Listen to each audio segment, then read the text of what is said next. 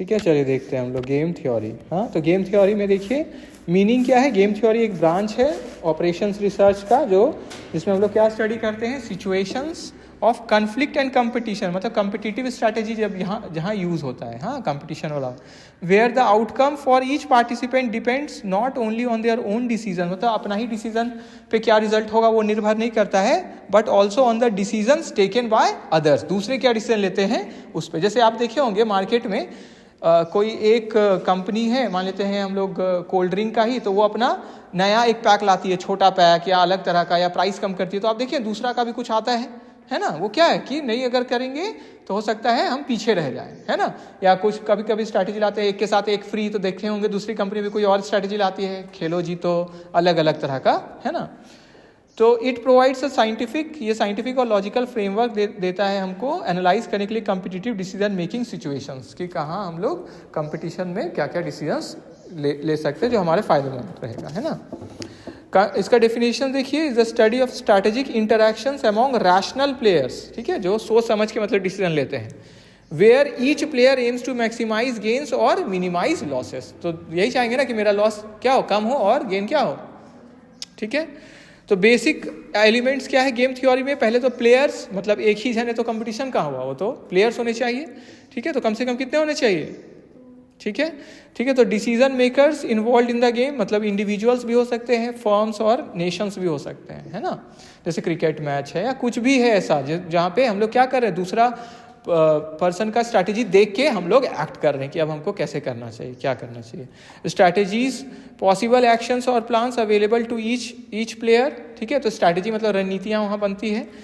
पे ऑफ क्या हो गया, गेन या लॉस, ठीक है, जो होगा कैसे, resulting from a combination of strategy, जो भी आप रणनीति करते हैं तो उससे क्या होगा, आपको गेन होगा या लॉस होगा। पे ऑफ मैट्रिक्स, एक टेबल जो शो करे क्या, पे ऑफ्स टू प्लेयर्स, ठीक है, क्या उनको फायदा नुकसान होगा अलग अलग स्ट्रैटेजी कॉम्बिनेशंस के लिए। रूल्स ऑफ द गेम, इसमें क्या रूल है, नियम है। Define how the game is played and how outcomes are determined, ठीक है, तो रूल को भी देखना है। टाइप्स ऑफ गेम देखिए, पहला ये है मेन चीज, प्रैक्टिकल वाला देखिए। अब टाइप्स ऑफ गेम्स, पहला क्या है, 2 पर्सन गेम, तो कम से कम 2 पर्सन हो गए। जीरो सम गेम्स, अब ये क्या होता है, 1 player's gain is exactly equal to the other player's loss. Zero sum game मतलब असल में क्या हुआ, एक पर्सन को जितना का फायदा हुआ है उतना ही दूसरे को क्या हुआ, लॉस हुआ। टोटल पे ऑफ इसीलिए क्या हुआ, रिमेन्स जीरो, मतलब कुछ हुआ तो नहीं, एक का फायदा ही दूसरा का क्या हो गया, नुकसान, दोनों को तो फायदा नहीं हुआ, समझ में आया, ठीक है।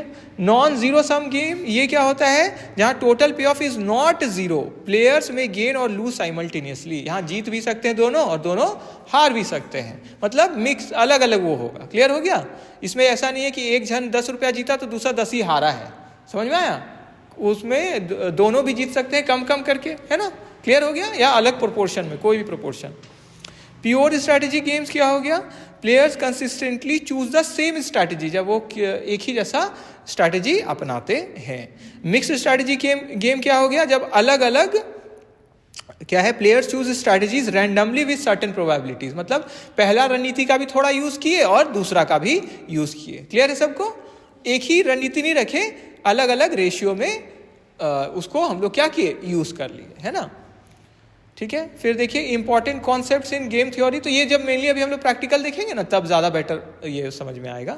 Important concepts in game theory, तो value of the game, expected payoff, जब क्या है बोथ प्लेयर यूज करे ऑप्टिमल स्ट्रैटेजी, जो उनके लिए क्या है सबसे फायदेमंद है, तो वैल्यू ऑफ द गेम, ठीक है, समझ में आया। पहले हम लोग क्या देख रहे थे, एक पर्सन का गेन, दूसरे पर्सन का लॉस, या गेन लॉस दोनों का ही, ठीक है। और यहाँ पे क्या वैल्यू ऑफ द गेम, ये टोटल गेम का क्या वैल्यू है, जैसे अभी देखिए ना जीरो सम गेम है ना, जीरो सम गेन वाला देखिए ना, जीरो सम गेम उसमें क्या है, एक का जितना फायदा उतना ही दूसरे का नुकसान। फिर नॉन जीरो सम गेम, जिसमें दोनों को ही फायदा हो सकता है। क्लियर है सबको, ठीक है, नुकसान भी हो सकता है।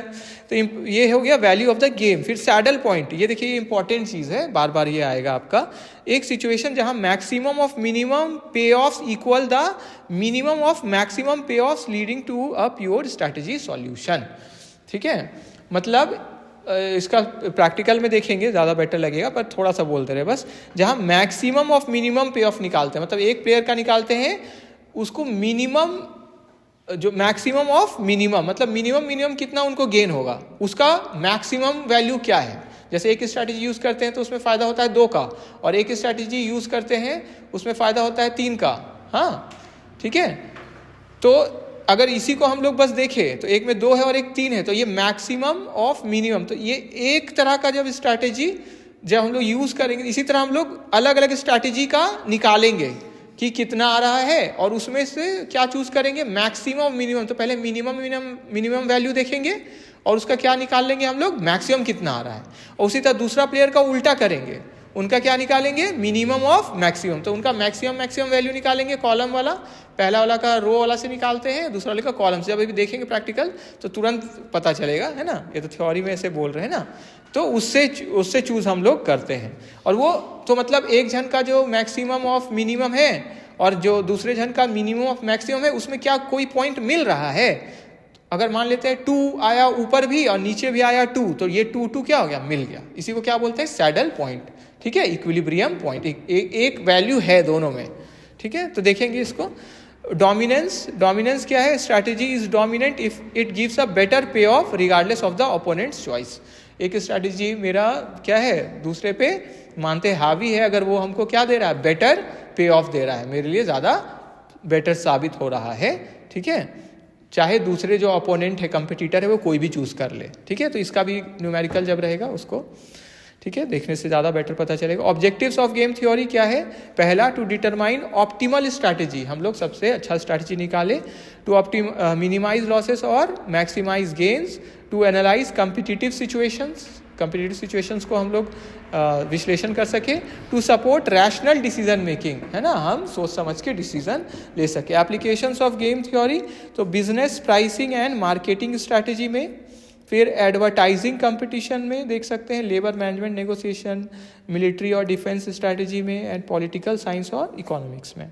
एडवांटेज ऑफ गेम थ्योरी हम लोग को स्ट्रैटेजिक डिसीजन मेकिंग में मदद करता है, एनालाइज करने में मदद करता है, कम्पिटिटिव बिहेवियर रिड्यूस करने में मदद करता है, अनसर्टेनिटी कहाँ पे, कन्फ्लिक्ट सिचुएशंस में, जहाँ पे क्या है, कन्फ्लिक्ट है एक बीच में, है ना। Limitations of game theory, assumes rational behaviour, ये मानते हैं कि सब सोच समझ के डिसीजन लेते हैं।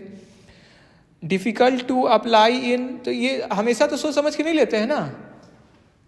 देखे हैं, जैसे क्रिकेट मैच अगर आप देखते हैं तो भले ही लगातार विकेट गिर रहा है, लेकिन प्लेयर का स्वभाव है कि नहीं अब तो हम छक्का मारेंगे क्योंकि 2 विकेट गिर चुका है ना। तो ये तो अब अचानक से होता है ना कभी कभी प्लेयर का कि नहीं हमको ऐसे करना है। ठीक है, तो और जबकि सब क्या सोचेगा, नहीं अभी तुरंत विकेट गिर गया है और अभी बहुत ओवर है तो थोड़ा रोक के खेलना चाहिए। तो ये क्या है, हो सकता है इसको कुछ लोग रैशनल नहीं माने, है ना, समझ में आया, सूझबूझ वाला भरा निर्णय। Difficult to apply in complex real life situation, ठीक है, हो सकता है कि हम नहीं अप्लाई कर पाए। Ignores emotional and psychological factors, ठीक है, तो इमोशनल और साइकोलॉजिकल फैक्टर्स को इग्नोर करता है। कंक्लूजन में देखिए, इंपॉर्टेंट एनालिटिकल टूल है ऑपरेशंस रिसर्च में, जो हेल्प करता है डिसीजन मेकर्स को अंडरस्टैंड और मैनेज करने में कम्पिटिटिव सिचुएशंस को। ठीक है, जो प्रतिस्पर्धा होता है उसको समझने में, बाय सिलेक्टिंग ऑप्टिमल स्ट्रैटेजी, मतलब सबसे बेहतर रणनीति क्या रहेगा। गेम थ्योरी क्या है, एक मैथमेटिकल अप्रोच है, देखेंगे हम लोग कैसे निकलता है। टू एनालाइज कम्पिटिटिव सिचुएशंस, जहाँ पे outcome of one player depends on the strategy chosen by others. तो एक जन का क्या होता है फायदा नुकसान, वो किस पे डिपेंड करता है, दूसरे कंपिटिटर जो है वो क्या स्ट्रैटेजी चूज करते हैं। ठीक है।